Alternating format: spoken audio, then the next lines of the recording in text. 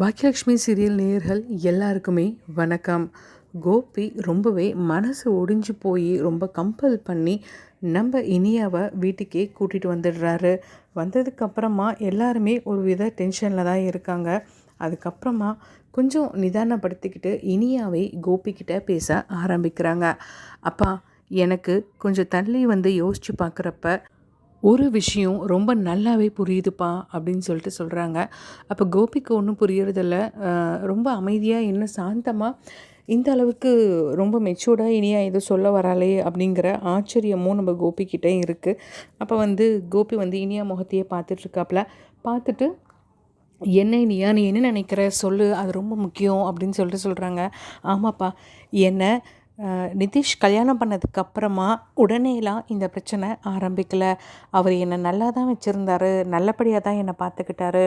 ஆனால் எப்போ ஆகாஷ்கிட்ட நான் எதாச்சியாக பேசுகிறத அவர் பார்த்துட்டாரோ அதுக்கப்புறமா தான் அவருக்குள்ளே இந்த அளவுக்கு மாற்றங்கள் இருக்கிறத நானுமே புரிஞ்சிக்கிறேன். அதுக்கு முன்னே இந்த மாதிரியெல்லாம் அவர் இல்லை அப்படின்னு சொல்கிறாங்க. அப்போ கோபிக்கு ஒன்றும் புரியலை. சரி இனியா, அதுக்காக இப்போ நீ என்ன நினைக்க வர, இல்லை என்ன சொல்கிற? இல்லைப்பா, அவர் இந்த மாதிரி பழக்கத்துக்கு அடிமையாயெல்லாம் இருந்திருக்கலாம். ஆனால் அதுக்கப்புறம் அதெல்லாம் விட்டுட்டு ஒழுங்காக தான் வாழ்ந்துட்டு இருந்தார். அந்த சமயத்தில் தான் அவருக்கு என்னை பிடிச்சு போய் கல்யாணமும் பண்ணிக்கிட்டாருன்னு தோணுது. ஒழுங்காக போயிட்டு இருந்த எங்கள் வாழ்க்கையில் நான் ஆகாஷை எதாச்சியாக பேசின ஒரு விஷயம் அவருக்குள்ளே ஒரு பெரிய பொசசிவ்னஸை உண்டு பண்ணியிருக்கலாம். அந்த பொசசிவ்னஸ் அதை நான் சரியாக புரிஞ்சிக்காமல் வேறு மாதிரி நான் ஹேண்டில் பண்ணதால் அவர் அதை ரொம்ப அப்செட் பண்ணியிருக்கலாம். அந்த அப்செட்னால் தான் விட்டு வச்சுருந்த எல்லா கெட்ட பழக்கத்தையும் அவர் திரும்ப பண்ண ஆரம்பிச்சிட்டாரு அப்படிங்கிற மாதிரி தான் எனக்கு தோணுது. ஏன்னா அது வரைக்கும் நிதிஷ் என்கிட்ட எந்த விதமான ஒரு பேட் பிஹேவியரும் பண்ணவே இல்லை. இந்த விஷயம் தெரிஞ்சதுக்கு அப்புறமா தான் அவரால் கண்ட்ரோலே பண்ணிக்க முடியலப்பா. நிறைய நாள் நான் உங்ககிட்ட கூட சொன்னேன் இல்லையா, அவர் தனியாக பேசினார், கத்தினார், தன்னுடைய இமோஷன்ஸை கண்ட்ரோல் பண்ண முடியாமல் ரொம்ப அவுட்பர்ஸ்லாம் ஆனார் அப்படின்னு சொல்லிட்டேன்னு. அதுக்கப்புறமா இன்னும் யோசித்து பார்க்குறப்ப தான் ஒரு சில நாள் அவர் ட்ரக் எடுத்துக்கிட்டு ரொம்ப வயலண்ட்டாக இருந்திருப்பார் அப்படின்னு எனக்கு தோணுது. ஒருவேளை நான் ஆகாஷை எதாச்சியாக பார்த்தது பேசுனதோ அவருக்கு தெரியாமலே இருந்திருந்தா, இல்லை அவர் கண்ணிலே நான் அது படாமல் இருந்திருந்தா இந்த மாதிரி எந்த ஒரு மாற்றமும் நடந்திருக்காதோன்னு எனக்கு தோணுதுப்பா அப்படின்னு சொல்லிட்டு இனியா சொல்லி முடிக்கிறா. இதை கேட்டுட்டு இருந்த கோபியுக்கு இனியாவை பார்த்த உடனே ரொம்ப ஆச்சரியமாக இருந்தது. இனியா, நீ சொல்கிறது ஒரு வகையில் சரின்னு வச்சுக்கலாம். ஆனால் அதுக்காக ஒரு ட்ரக் அடிக்ட் கூட உன் லைஃப்பை நீ கண்டினியூ பண்ணணுமா? அவசியமே இல்லை இனியா. நான் தான் பெரிய தப்பு பண்ணிட்டேன். விசாரிச்சிருக்கணும். இவங்க பணக்காரங்க, ரொம்ப கிளாஸியாக இருக்காங்க. இவ்வளோ செயின் ஆஃப் ரெஸ்டாரண்ட்ஸ் அவங்க அப்பா மெயின்டைன் பண்ணுறாரு. அப்போ அவங்க பையனும் இதே அளவுக்கு பொறுப்பாக எல்லாத்தையுமே இருந்து தான் இருக்கான் அப்படின்னு சொல்லிட்டு நானாக நினச்சிக்கிட்டேன். அப்பாவுக்கு அடுத்து தொழில் எடுத்து நடத்த போகிற ஒரு மனுஷன், அப்போ இந்த அளவுக்கு ஒரு குவாலிஃபிகேஷன்ஸையும் ஒரு ரிச்சான ஒரு கிளாசிக்கான லைஃப்பையும் அந்த பையன் லீட் பண்ணுவான் அப்படின்னு மட்டும்தான் நான் நினச்சினே தவிர்த்து அவனுக்கு இந்த அளவுக்கு சீப்பாக ஒரு சைடு இருக்கும் அப்படிங்கிறத பற்றி நான் உணரவே இல்லை. பத்தாக்குறைக்கு அந்த பையன் உன்னை பார்த்த நிமிஷத்துலேருந்து உன்னை தான் கட்டணும்னு ரொம்ப ஆசையாக சொல்லிகிட்டு இருக்கான் அப்படின்லாம் இருந்ததால் அந்த காதல் எல்லாம் சேர்ந்து தான் உன் மேலே இருந்த பாசம், உனக்கு இப்பேற்பட்ட வாழ்க்கை கிடைக்குதே அப்படிங்கிற சந்தோஷம், இதெல்லாம் என் கண்ணை ரொம்பவே அக்கட்டமாக மறைச்சி வச்சிருச்சுமா. அவனை பற்றி விசாரிக்கணும் அப்படிங்கிறதையே எனக்கு தோணாமல் போயிருச்சு. ஆனால் உங்கள் அம்மாவை ரொம்ப சரியாக நான் புரிஞ்சு வச்சுருந்துருக்கணும். அவன் சொன்ன நிறைய விஷயத்த நான் கேட்கல. அவள் அப்பவும் சொன்னான், விசாரிச்சிங்களா, நீங்கள் அவசரப்படுறீங்க, இந்த அளவுக்கு அவசரப்படக்கூடாது ஒரு பொண்ணோட வாழ்க்கையிலலாம் நிறைய முறை என்கிட்ட சொன்னான். ஆனால் நான் தான் இந்த ஆகாஷ் விஷயத்தில் ஏதோ அவள் உனக்கு ஃபேவராக பண்ணணுன்னு நினைக்கிறா, அதுக்காக தான் இந்த மாதிரிலாம் பண்ணிகிட்ருக்கான்னு நினச்சிட்டு அந்த நேரத்தில் அதையெல்லாம் நான் கண்டுக்காமல் விட்டுட்டேன். ஆனால் இன்றைக்கி என் மனசே சுக்குநூற ஒடிஞ்சிருச்சு இனியா. இப்படி பண்ணிட்டோமே, நான் பார்த்து உன் லைஃப்பை சரி பண்ணேன்னு நினச்சேன். ஆனால் நான் மொத்தமாக இப்படி முடிச்சு விட்டுருக்கேன்னு நினைக்கிறப்ப என்னாலேயே என்னை மன்னிச்சிக்க முடியாது. இது லைஃப் லாங் எனக்கு ஒரு பெரிய ஹாண்டிங்காக தான் இருக்க போகுது. ஆனால் நீ ஒன்றும் பயப்படாத, உன் லைஃப்பை நான் நிச்சயம் சரி பண்ணிடுவேன். நீ கவலையே படாத இனியா. உனக்கு என்னெல்லாம் வேலைக்கு போகணும், என்னென்ன பண்ணணும்னு தோணுதோ எல்லாத்தையும் பண்ணு. உன் லைஃப்பை சரி பண்ணுறதுக்காக தான் இனி நான் வாழ்க்கையே வாழ போகிறேன் அப்படின்லாம் கோபி ரொம்ப இமோஷ்னலாக இங்கே பேசிகிட்ருக்காரு. இதை கேட்ட இனியா, அப்பா, நடந்து போயிடுச்சு, நீங்கள் இப்போ இவ்வளோ ஃபீல் பண்ணி எமோஷ்னல் ஆகி உங்கள் உடம்ப கெடுத்துக்காதீங்கப்பா. அதனால் யாருக்கும் எந்த பிரயோஜனமும் இல்லை. இதை சரி பண்ணுறது எப்படின்னு தான் நம்ம யோசிக்கணுமே தவிர்த்து இதை நினச்சி நீங்கள் கவலைப்பட்டுட்டு இருக்கிறதால ஒன்றும் ஆக போகிறதில்ல அப்படின்னு இனியா கோபிக்கு சமாதானம் சொல்லிகிட்ருக்கா. இதையெல்லாம் பார்த்த ஈஸ்வரிக்கு மனசே சுத்தமாக நல்லா இருக்கிறதில்ல. எதை நினச்சி ரொம்ப பெருமையாகவும் பெரிய சாதனை பண்ணிட்டோம் அப்படின்னு தன்னைத்தானே புகழ்ந்து எந்நேரம் பார்த்தாலும் பாக்கியாவை ஏதாவது ஒரு வம்படியில் மாட்டி விட்டு சிக்க வச்சிட்டு இருந்த ஈஸ்வரிக்கு இன்றைக்கி மனசு பூரா வலி மட்டும்தான் இருக்குது.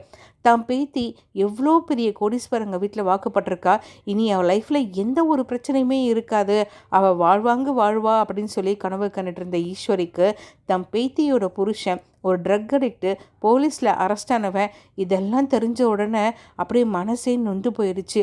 அடடா, இவ வாழ்க்கை அடுத்து என்னாக போகுது, அந்த பையன் இவனை என்னதான் கொடுமை பண்ணானோ அப்படின்னு நினைக்க ஈஸ்வரிக்கு ரொம்பவே பதபதைப்பாகவும் டென்ஷனாகவும் இருக்குது. என்ன சொல்கிறதுன்னு பேசுறதுன்னு கூட தெரியாமல் அப்படியே இடி விழுந்த மாதிரி அந்த அம்மா அப்படியே உட்காந்துருக்காங்க. இதை கோபியும் கவனிக்க தான் செஞ்சார். ஆனால் தான் ஒரு அனுபவமே இல்லாமல் பொண்ணுக்கு ஒரு பையனை பார்த்தேன் அப்படின்னாலும் தன்னுடைய அம்மாவுமே ஒரு மிகப்பெரிய காரணம். பணக்கார வீடு, அவங்க எல்லாம் நல்லா பார்த்துக்குவாங்க, இனிமேல் இனியா வாழ்க்கையில் கஷ்டங்கிறதே இல்லை அப்படின்னு அதிகபட்சமாக அதை பற்றி பேசிகிட்டே இருந்தது ஈஸ்வரி தான். இவங்களும் அந்த அளவுக்கு பேச போய் தான் நம்ம கோபியும் அந்த இடத்த சரின்னு சொல்லி சம்மந்தம் பேசுகிறதுக்கு ஒரு பெரிய காரணமாக இருந்தது.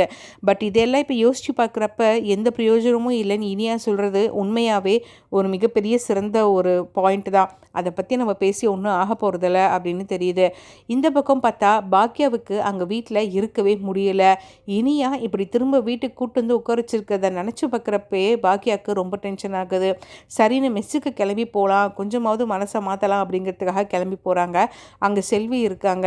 பாக்கியாவை பார்த்த செல்விக்கு பார்த்த நிமிஷத்துலேயே இதில் ஏதோ ஒரு பெரிய கஷ்டம் இருக்குது அப்படின்னு தெரிஞ்சிருது. பாக்கியாக்கா என்னாச்சு, உங்கள் முகம் ரொம்ப வாடி இருக்குது, இவ்வளோ வாடி போன உங்கள் முகத்தை நாங்கள் பார்த்ததே இல்லை அப்படின்னு சொல்ல, ஒன்றும் இல்லை செல்வி அப்படின்னு சொல்லிட்டு விட்டுறாங்க. என்னக்கா என்னாச்சு சொல்லுங்கள், ஏன் இப்போ இப்படி இருக்கீங்க அப்படின்னு திரும்பவும் கேட்க, நிறைய விஷயம் நடந்துருச்சு செல்வி. இவங்க இனியாவை ஏதோ பெரிய பணக்கார வீட்டில் கட்டி கொடுக்குறாங்க அப்படின்னு ஒரு மனப்பில் இருந்தாங்க. ஆமாம், அவர் பெரிய பணக்காரர் தானே. அதெல்லாம் இல்லை செல்வி. பணக்காரங்க இல்லையா? அட அது இல்லை செல்வி, நேற்று இனியாவுக்கு பிறந்த நாள் நாங்கள் எல்லோரும் கிளம்பி போயிருந்தோம்ல. ஆமாம், நல்லா போச்சா பர்த்டே பார்ட்டியெல்லாம்? எங்கே நல்லா போச்சு. இனியா பெருசாக தலையில் இடியே இருக்கிற மாதிரி விஷயத்த சொல்லியிருக்கா. என்னது? ஆமாம் செல்வி, உன்கிட்ட சொல்கிறதுக்கு என்ன, இனியா அவங்க ஆஃபீஸில் இந்த ட்ரக் அப்யூசர்ஸை பற்றியெல்லாம் ஏதோ ஒரு ஆர்டிக்கல் எழுதுறதுக்காக கடந்த வருஷத்தில் அரெஸ்ட் ஆனவங்க எல்லா லிஸ்ட்டும் தேடி எடுத்திருக்கா. அதில் பார்த்தா இப்போ இனியாவை கட்டி கொடுத்துருக்கோமே மாப்பிள்ளை. ஆமாம், அவரே ஒரு பெரிய ட்ரக் அப்யூசிங் கேஸில் அரெஸ்டாக இருக்கார். அந்த கேங்கோட முக்கிய புள்ளியே இவர் தான் அப்படின்னு சொல்லி இருக்கு. இதெல்லாம் விசாரிக்காமலே கோபி இந்த கல்யாணத்துக்கு ஏற்பாடு பண்ணி இத்தனை நாள் ஆயிருக்கு அப்படின்னு சொன்னாங்க. இதை கேட்டவுடனே செல்விக்கே ரொம்ப அதிர்ச்சியாக இருக்குது. என்னக்கா சொல்கிறீங்க, போதை மருந்தா அப்படிங்கிறாங்க. ஆமாம் செல்வி. அப்புறம் இப்போ நம்ம பிள்ளை எப்படி வாழுதாங்க? அவள் எங்கே, ரொம்ப நாள் கஷ்டப்பட்டுருப்பா போல தான் தெரியுது. இப்போ தான் நேற்று முதல்ல கோபிகிட்ட சொல்லி கோவப்பட்டா. அதுக்கப்புறமா தான் எங்களுக்கு தெரிஞ்சிச்சு. என்னக்கா இப்படி சொல்கிறீங்க? ஐயோ, நம்ம பிள்ளை எப்படி இருக்கு இப்போ? அவள் இப்போ என்னமோ நல்லா தான் இருக்கா. ஆனால் மனசுக்குள்ளே பெரிய பயத்தையும் கவலையோடும் தான் அவள் ஒரு சில நாள் வாழ்ந்திருக்கா. நம்மக்கிட்ட எதுக்கு சொல்லிக்கிட்டு அப்படின்னு நினச்சிட்டு இருந்திருக்கா. நேற்று ஒரு சில விஷயம் ஒரு மாதிரி முன்னுக்கு பின்ன முரணாகவே இருந்தது. நாங்களாமோ அதை கவனிச்சிட்டு தான் இருந்தோம். அதை பற்றி கேட்க போய் தான் பொசுக்குன்னு அழுது இவ்வளோத்தையும் சொல்லிட்டா. இதில் என்னென்னா, எனக்கு இன்னும் இந்த விஷயம் தெரியாதுன்னு வேற நினச்சிட்ருக்கா. அதனால் என் முன்னாடி இன்னமும் ரொம்ப சந்தோஷமாக தான் வாழ்ந்துட்டுருக்கேன் அப்படிங்கிற மாதிரி நடிச்சுக்கிட்டே வேற இருக்கா. எனக்கு இதெல்லாம் தெரிஞ்சிருச்சுன்னு போய் சொல்லி அது எல்லாத்தையும் தெரிஞ்சுக்கிட்ட மாதிரி காமிச்சிக்க ஒரு தைரியம் கூட வரமாட்டேங்குது. ஏன்னா அவள் ரொம்ப உடஞ்சிருவா. அதனால் என்னால் போய் இதை நேரில் சொல்லக்கூட முடியல அப்படின்னு சொல்லி ரொம்பவே வருத்தப்படுறாங்க. வருத்தப்பட்டதுக்கு அப்புறமா தான் பாக்கியா செல்வியை பார்த்துட்டு, செல்வி இன்னும் ஒரு விஷயம் சொல்லுக்கா, என்னாச்சு? போன முறை இனியா இங்கே வந்தப்போ எதர்ச்சியாக ஆகாஷ் இங்கே இருந்ததால் அவங்க 2 பேரும் ஏதோ ஒரு 2 நிமிஷம் பேசிக்கிட்டாங்க போல். சரி, அதை பார்த்த மாப்பிள்ளைக்கு அவங்க 2 பேர் மேலேயும் சந்தேகம் வேறு வந்துருச்சான். அதுலேருந்து தான் பெரிய சண்டையே ஆரம்பித்துச்சு அப்படின்னு சொல்லி சொல்கிறா. அக்கா என்னக்கா சொல்கிறீங்க? ஆமாம், இவங்க 2 பேரும் எதாச்சியாக தான் பேசிக்கிட்டாங்க. ஆனால் அதை பார்த்த மாப்பிள்ளைக்கு அதை அவ்வளோ சாதாரணமாக எடுத்துக்க முடியல போல். அதை வச்சு தான் பிரச்சனையே ஆரம்பிச்சிச்சுங்கிறா. அக்கா, என்னக்கா இப்படி ஆயிடுச்சு? அதனால தான் சொல்ல வந்தேன் செல்வி, இனிமேல் ஆகாஷ் இங்கே மெஸ்ஸுக்கு வேலைக்கு வர வேண்டாம், அவனை வெளியே எங்கேயாவது வேலைக்கு பார்த்துக்க சொல்கிறியா? நீ ஒன்றும் தப்பாக நினச்சிக்கலையே அப்படின்னு கேட்குறாங்க. செல்விக்கு ரொம்பவே மனசு கஷ்டமாயிருது. அக்கா, என்ன இப்படி கேட்டுட்டீங்க? பொட்டப்புள்ள வாழ்க்கைக்கா, அவள் வாழ்க்கை தான் ரொம்ப முக்கியம். இவன் இப்போ இங்கே வேலைக்கு வராட்டி போனால் என்ன ஆயிருது? அதெல்லாம் ஒன்றுமில்ல, நான் பார்த்துக்கிறேன். இனி எதுக்காகவும் அவன் இந்த பக்கம் தலை வச்சு படுக்க மாட்டான்க்கா. அக்கா, என்கிட்ட முன்னாடியே சொல்லியிருந்தேனா அந்த பயபிள்ளைய கண்ணிலேயே படாத போயிரு எங்கேயாவது அப்படின்னு சொல்லியிருப்பேன். நீ ஏன்க்கா என்கிட்ட இவ்வளோ தயங்கிட்டு சொல்கிற? எனக்கு நம்ம இனிய பாப்பா வாழ்க்கையும் அதே அளவுக்கு ரொம்ப முக்கியம்க்கா. நமக்கு தெரியாதா இந்த ஆம்பளைங்க புத்தியை பற்றி? நீ என்ன என்கிட்ட இவ்வளோ யோசித்து பேசிட்டு? நான் கண்டிப்பாக இனிமேல் ஆகாஷ்ட சொல்லிடுறேன். எதுக்காகவும் எங்கேயுமே இனியாவை பற்றி பேசக்கூடாதுன்னு நான் சொல்லிடுறேன் அப்படிங்கிறாங்க. அப்போ பாக்கியாவுக்கு செல்வியை பார்த்த உடனே அவ்வளோ ஆச்சரியமாகவும் சந்தோஷமாகவும் இருக்குது. செல்வி, உன்ன மாதிரி ஒரு ஃப்ரெண்டு எல்லாத்தையுமே எந்த எண்ணத்தை எந்த கருத்தை எப்படி எடுத்துக்கணுமோ அதே மாதிரி எடுத்துகிட்ருக்கிற உன்ன மாதிரி ஒரு ஃப்ரெண்டு கிடைக்க நான் ரொம்ப கொடுத்து வச்சுருக்கணும் அப்படின்னு சொல்லிட்டு அவங்க 2 பேரும் ரொம்ப சந்தோஷமாக பேசிக்கிறாங்க. செல்வியுமே, அக்கா, உங்களையெல்லாம் ஏதாவது சொன்னால் என் நாக்கு அழுகிறாது. நீங்கள் எனக்கு எந்த அளவுக்கு தன்னம்பிக்கையை கொடுத்து என்னையும் சேர்த்து கூட வளர்த்துக்கிட்டு இருக்கீங்க அப்படின்னு சொல்லிட்டு அவங்களுமே பதிலுக்கு எமோஷ்னலாக பேசுகிறாங்க. இனி இந்த விஷயத்தை இப்படியே விடாமல் என்ன பண்ணால் நிதிஷ் பழையபடி மாறி இனியா கூட சந்தோஷமாக வாழுவாருங்கிறத பார்த்து அதுக்கேற்ற மாதிரி ஸ்டெப்ஸ் மட்டும்தான் எடுக்கணும். இனி அதுதான் என்னுடைய வாழ்க்கையோட லட்சணமாகவே இருக்க போகுது அப்படிங்கிற மாதிரி பாக்கியா பேசுகிறாங்க. அக்கா, கண்டிப்பாக இனிமேல் இனியாவுக்கு நம்மளால் எந்த ஒரு பிரச்சனையும் வந்துடக்கூடாது. அந்த பிள்ளை அவள் ஆசைப்பட்டதையெல்லாம் படித்து பெரிய ஆளாகி அவளுக்கு வாழ்க்கையும் சந்தோஷமாக அமையணும் அப்படின்னு சொல்லிட்டு செல்வி சொல்கிறாங்க. ஆமாம் செல்வி, நீ சொல்கிறது கரெக்டு. அதுக்கு உண்டான வேலையாக தான் நான் பார்க்கணும் அப்படிங்கிறாங்க.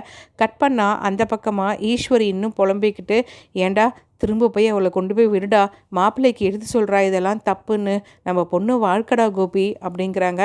அடைச்ச சும்மா இருமா, இப்படி எதையாவது பேசி தான் என் மூளையும் செலவு பண்ணி என் பொண்ணு வாழ்க்கையை இப்படி கொண்டு வந்து நிப்பாட்டி வச்சுருக்க.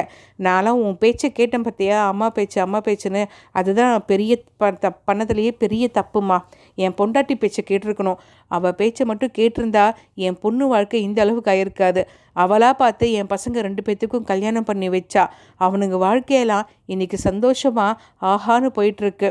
நான் பண்ணி வைக்கிறேன்னு சொல்லி என் பொண்ணு கல்யாணத்தை நான் பண்ணி வச்சுறதா இப்போ இவ்வளோ பெருசாக கோட்டை விட்டு வச்சுருக்கேன். பேசாமல் அவள்கிட்டயே நான் என் பொண்ணு வாழ்க்கையும் விட்டுருந்தேன்னா இன்றைக்கி அவளும் மகாராணி மாதிரி வாழ்ந்துட்டு இருந்திருப்பா. உங்கள் பேச்சை கேட்க போய் தான் இவ்வளோ பிரச்சனையும் வந்து வச்சுருக்கு. தயவு செஞ்சு இனிமேலாவது எனக்கு யோசனை சொல்கிறேன், உன் நல்லதுக்கு சொல்கிறேங்கிறத விடுங்க. இனி எதாக இருந்தாலும் பாக்கியா இஷ்டம்தான். அவள் எந்த முடிவு எடுத்தாலும் சரி, அது கூட நான் சப்போர்ட் பண்ணிட்டு அமைதியாக இருந்துட்டு போகிறேன். அப்போ எல்லாருக்குமே வாழ்க்கை நல்லா இருந்திருக்கும். நான் இனியாவோட கல்யாண விஷயத்தில் மட்டும் சொல்லலாமா? உனக்கு எங்கள் கல்யாணம் ஆகி ஆரம்பித்த காலத்துலேருந்தே பாக்கியா சொன்ன விஷயங்களை கேட்டிருந்தா அப்பா இவ்வளோ சீக்கிரம் இறந்துருக்க மாட்டார். உனக்கும் இன்றைக்கி உடம்புல இவ்வளோ பிரச்சனை இருந்திருக்காது. என் லைஃப்பில் நடக்கக்கூடாது இது எல்லாமே நடந்திருக்காது. இனிய வாழ்க்கையும் பாதிச்சிருக்காது. இது எதையுமே காதில் வாங்கிக்காமல் என் இஷ்டத்துக்கு தான் நான் செய்வேன் அப்படின்னு சொல்லி நான் இருந்தது தான் மிகப்பெரிய பிரச்சனைக்கே வழிவகுத்திருக்கு. இதெல்லாம் எனக்கு இன்றைக்கி தான் புரியுது. நான் தான்மா பெரிய முட்டாள் இருக்கிறதுலையே. அதனால் இதுக்கு மேலேயும் நான் உன் பேச்சு கேட்டு இதெல்லாம் மாற்றி ஏதாவது பண்ணுவேன்னு நினச்சிட்ருக்காத. அத்தனையும் விட்டுருமா.